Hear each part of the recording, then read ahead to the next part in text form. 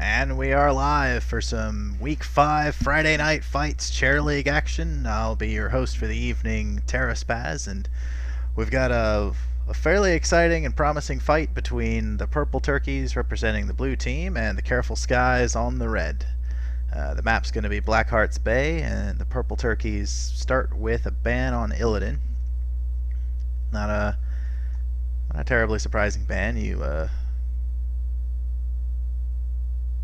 either see him selected or banned in many games here lately, and Blackheart's Bay certainly no exception. And the Careful Skies elect to not deal with Tracer this game. I don't know if there's no one on their team that can really play her well, or if they've had some bad experiences. But both teams taking away a big single point damage hero. But that leaves Purple Turkeys with a big many target damage hero in the form of Kael'thas, but it's gonna be a fireworks show of a match. We've got Falstad on the side of Careful Skies, who in every game I've seen has been banned by one of the teams, and so I haven't gotten the pleasure of seeing him fly around the map and gust people into Problem Town. Zul's going to be around to back him up. A very strong lane presence. Probably headed to the bottom lane, but certainly a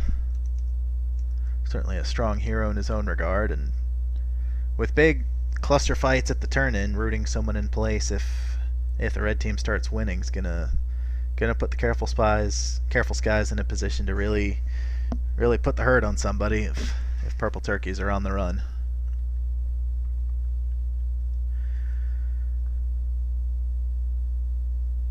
So after a quick set of bans and first picks, some time going into this on the side of Purple Turkeys as they pick up Johanna and Zagara. Very strong body to protect that Kael'thas, to make sure he can be in the fight as long as possible and just unload damage, hopefully a couple waves. And Zagara, a nice strong answer to Zul. If it's just as simple as a one-on-one fight, I think Zagara is going to have the edge over Zul, but heroes, especially with a Falstad on Skies, that one-on-one fight is variable at best. The numbers can quickly change. Careful Skies selecting Sonya to be denied from the map. I guess they're afraid of Johanna and Sonya being just a wall they can't get through to get to Kael'thas.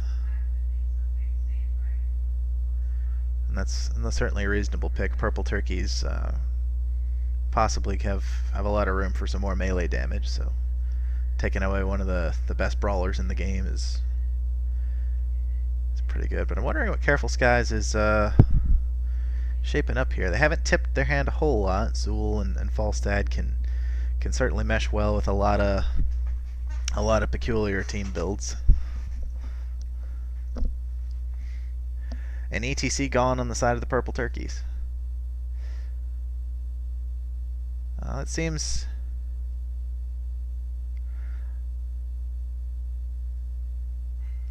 I guess they're worried that these next two picks could have been ETC with some sort of big AoE presence. Maybe just a bad experience, but it's worth noting that Purple Turkeys don't have a whole lot of time to figure out their fourth and fifth picks yet. They've eaten deep into their stoppage time, and they're going to have to answer these next two picks from Careful Skies rather quickly.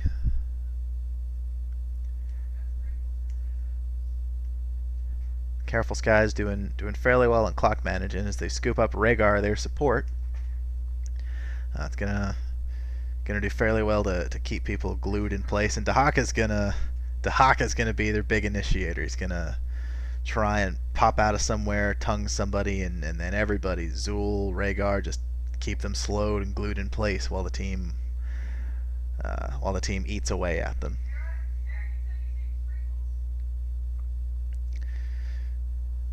So the last pick's coming from the side of Purple Turkeys. Not a whole lot of time to figure it out. So with what you have, what is your answer to Dahaka and Rhaegar? There's a lot of mobility on the side of Careful Skies, burrowing into bushes, flying across the map. Purple Turkeys are just going to try to keep everybody in very safe positions, it looks like, and just poke out, throwing some damage from Kael'thas, throwing some spears with Lenara. And if things get too dicey, they've got Malfurion on their side to zone out an area so they can retreat through. So that may be enough if Falstad and Dahaka have to use their mobility moves to initiate the fight. Then they're not gonna. Then a roots would be enough to root everybody away. As a fun flavor note, I've always appreciated how roots on the ground are effective at keeping Falstad rooted in place on a flying bird. There must be some very powerful roots, but I guess if you're a demigod, you can do essentially whatever you want in the forest.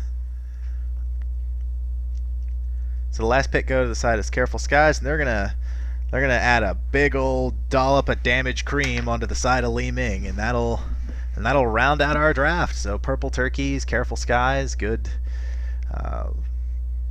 really good draft on both sides, and we'll get loaded into the game here in just a moment.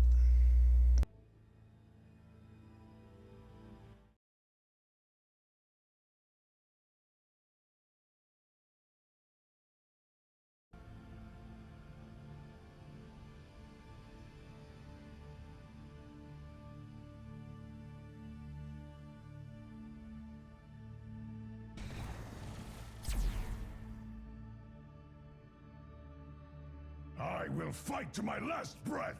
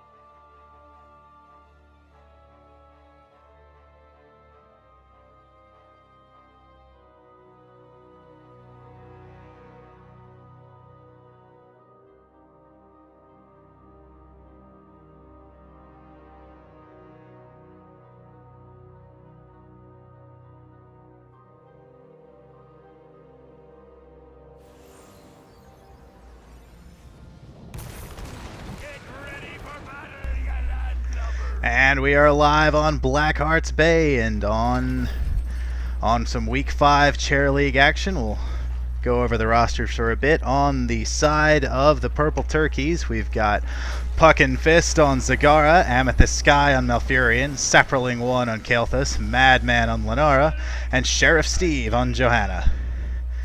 And against them in the red team, we've got Interrogam on Zul, Fox on Falstad, Ishbu on Dahaka, Sky on Li Ming, the team's namesake, and Shenmeister on Rhaegar.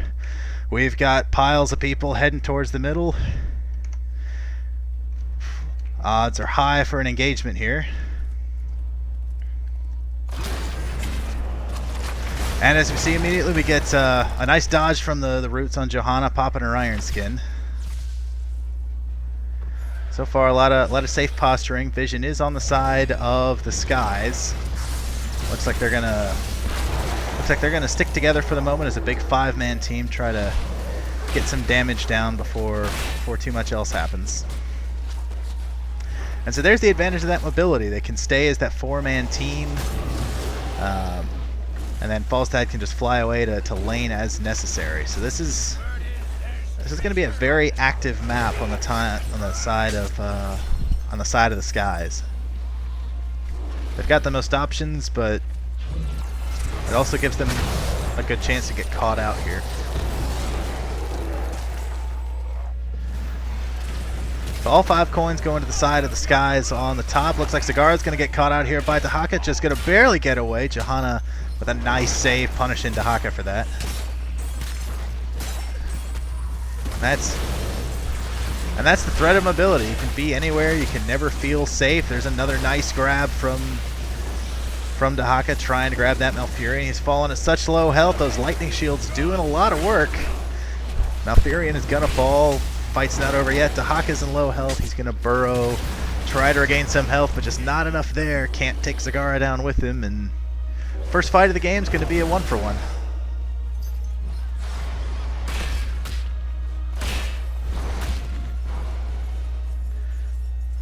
Turning in coins whenever they can. Rhaegar slamming a nice 6. Kael'thas coming just a little too late to interrupt and deal with that.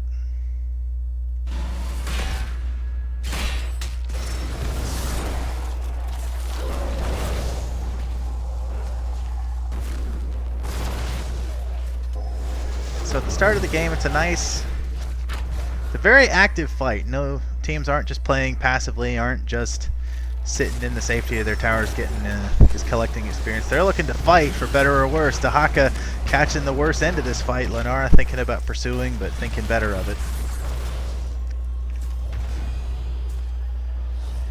Dahaka's gonna have to hearth back for the time being.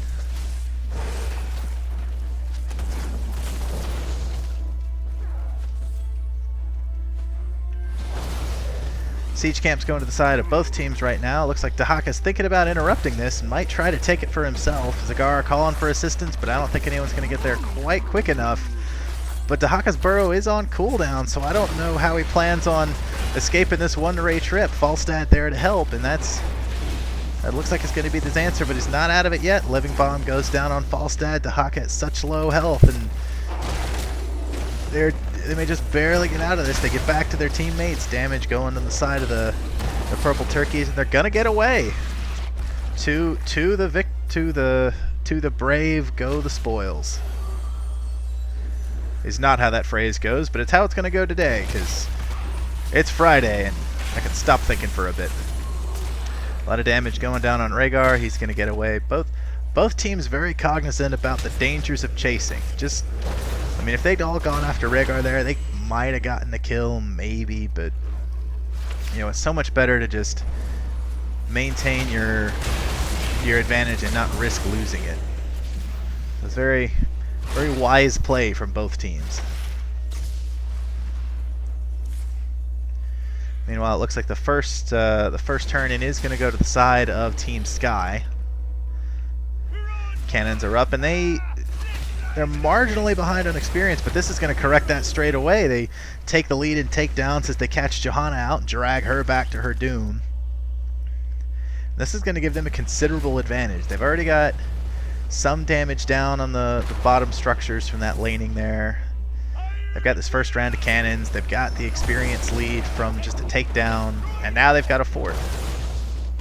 So this is going to propel them fairly well to that level 10 advantage before the purple turkeys can equalize.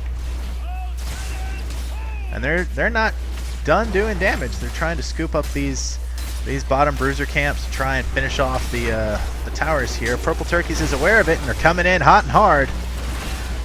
Gonna get there just in time to chase them away and steal the camp for themselves. But good awareness from purple turkeys, knowing that they can't see the other team. If I was the other team, where would I be? And correctly deducing that they'll be at the bottom. Even better for the purple turkeys. This timing is gonna force at least Falstad to deal with this camp while the purple turkeys can collect the bottom chests completely uncontested. And so both teams, again, have enough for a turn-in. We're going to see all members of the purple turkeys go there. Poor Rhaegar trying to defend. He's going to get annihilated from all the glue that Malfurion can produce. Channeling not complete yet, but Looks like Team Sky is not going to be able to interrupt it. And so recognizing that, they're just not trying to contest this, just trying to do everything they can on the map, clearing some lanes, scooping up some coins.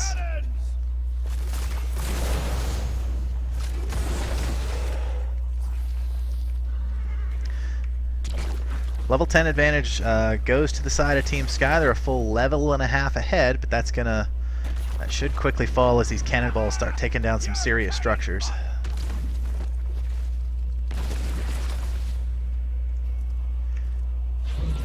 Zool coming in, trying to get some damage down on this fort. He is kind of by himself here, so we'll see if the Purple Turkeys want to go deep and engage on him. They're got a temporary 3-for-1 advantage. Kael'thas on the visions should see this, but Zool retreats to the safety of his advancing mercenary camp. Meanwhile, Dahaka with a big 12-coin purse tries to do something with it. Doesn't look like he's going to get there just in time. Kael'thas with the last-second save. He's going to delay this long enough to get the rest of his team rallied there. And with the talent tier equalized, we got a big mass of heroes down at the turn-in. Looks like Malfurion's going to get caught out of position by Zool. Zagara trying his best to save him. Falstad looks like he's going to take Zagara out, and that's going to be a Zagara fall. 1 advantage for Team Sky. Fight's not over yet. Purple Turkey's in a bit of a retreat. Falstad aiding that retreat. Zool just barely going to get away from the sake of his roots.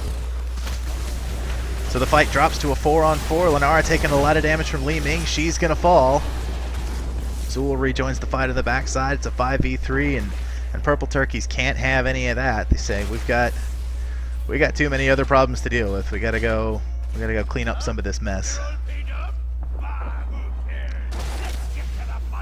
And so this might propel Team Sky to a level 13 advantage fairly quickly. Already a full level ahead. These cannons, they may clean up this bottom fort, and that should get them the rest of the way to 13 with everything else they're doing.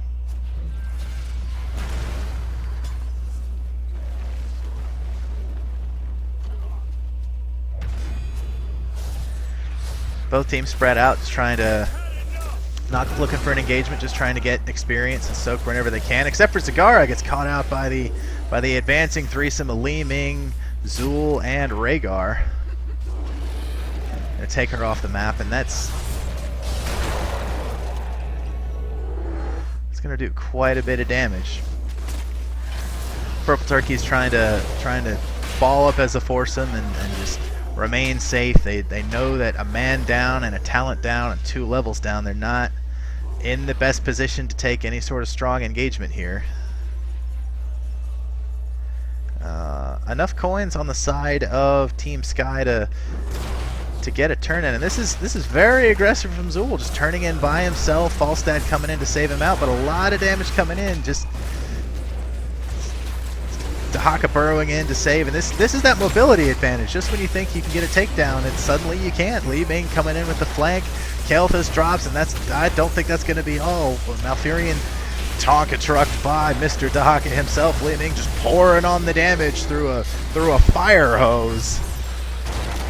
A good mod to zone out Falstad and Dahaka. Johanna's going to fall too, and Zagara almost gets away, but the Ghost Wolf from Rhaegar. Lenara thinking about pursuing. Took about as many chances as she can, and she's gonna have to babysit the map alone for a few seconds while the rest of her team spawns. Lenara can certainly unload damage on her own, but if she gets targeted, if she gets locked down by the other team, her health pool just isn't enough to risk any sort of engagement, especially when you're 3 levels behind.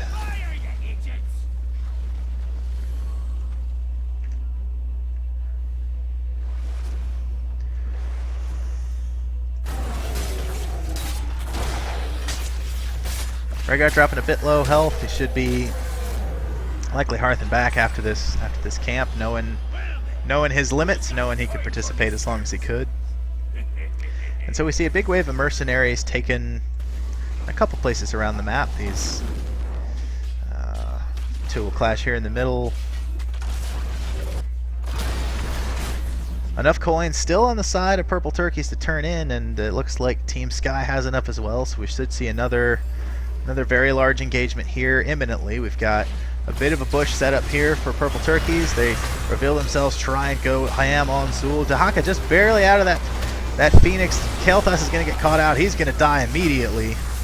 5v4 in favor of Team Sky. Johanna just trying to slowly trudge her way in and get anyone out of position, but it's not going to be enough to save Malfurion, and Johanna's likely going to fall from this too. And there's just so much positioning potential on the side of Team Sky that it's hard for Purple Turkeys to get a favorable engagement here. And this is, unfortunately, this is kind of running away from the Purple Turkeys. Team Sky getting another turn in, going to take the mid keep. Plenty of cannon shots letting a really big wave here on the top. Lenara should be able to mitigate some of this, but all the while they've got the map advantage, while they can see Purple Turkeys, Team Sky elects to go in on boss, and they're going to have no problems picking this up. Falstad hanging out in the bottom if they need help. He could be there in an instant, but he's going to be just fine.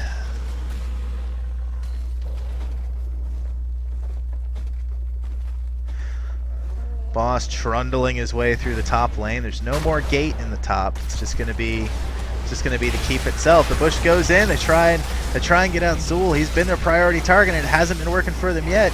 Malfurion and Kael'thas both go down, and that's not gonna be the end of it. Johanna's gonna fall as well, and it's Lenara and Zagara on their own to try to stop this boss and the 5-player juggernaut of Team Sky.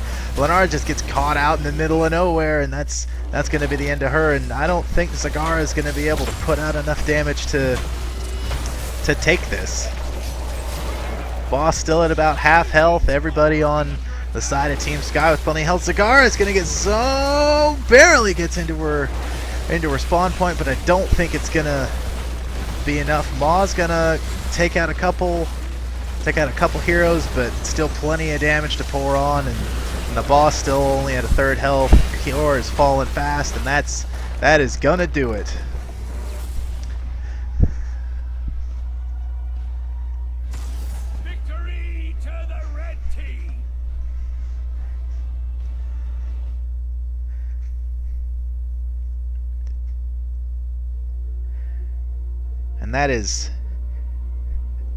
And that is just perfect evidence of the power of mobility, of being able to put yourself on the map wherever you want to be, wherever you need to be.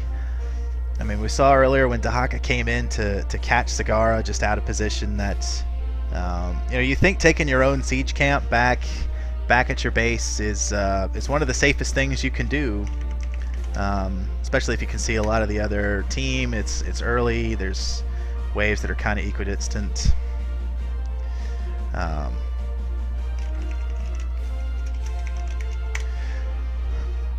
But even when he got in trouble, Falstad was there to back him up, and they were able to protect each other long enough to get back to the middle of the map and join their team. So a lot of good zoning power on the side of Team Sky, and I think their draft selection, they came in with a plan, and they were able to execute it.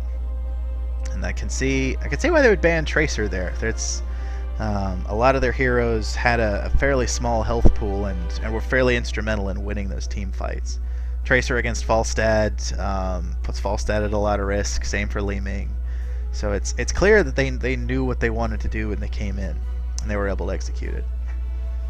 So well played from both teams. It was certainly an exciting match, worthy of some Friday night action on Chair Leaves, but there is only one W, and today that W goes to Team Sky. So congratulations, and I'll see y'all in the Nexus.